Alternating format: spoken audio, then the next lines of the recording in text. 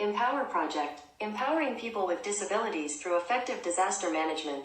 The project partners are the Government of Istanbul from Turkey, Institute for Vocational Education and Professional Orientation from Greece, Institute for the Promotional of Development and Training from Spain, Istanbul Provincial Directorate of Family Labor and Social Services from Turkey, Training Services Center from Italy, Associația Fundația H from Romania, and Istanbul Technic University, Turkey. This project has been funded with support from the European Commission. This document and its contents reflect the views only of the authors, and the Commission and the National Turkey Agency cannot be held responsible for any use which may be made of the information contained therein. Project number 20201 TR01 CA 204 094078.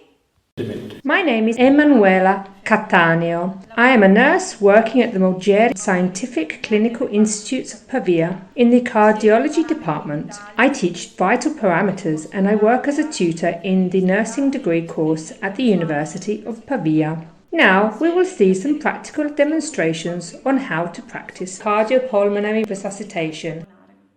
A cardiac arrest is a cessation of the medical cardiac activity of the heart with consequent arrest of the blood flow.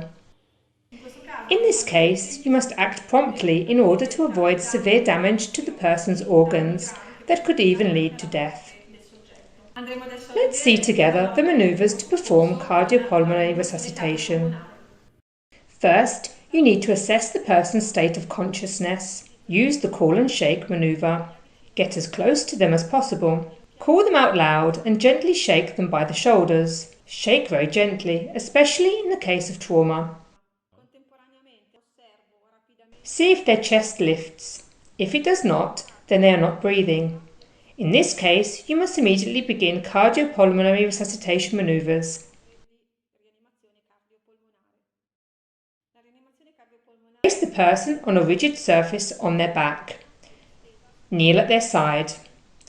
Start chest compressions. Place one hand in the center of the chest, on the lower half of the sternum, and the other on over the first one. Intertwine your fingers. Start compressions. Start compressing 30 times. The chest must be compressed at least 5 centimeters. Do not release your hands from the person's chest. The duration of compression and duration of release must be the same. After the first 30 compressions, perform mouth-to-mouth resuscitation. First, you need to clear their airways.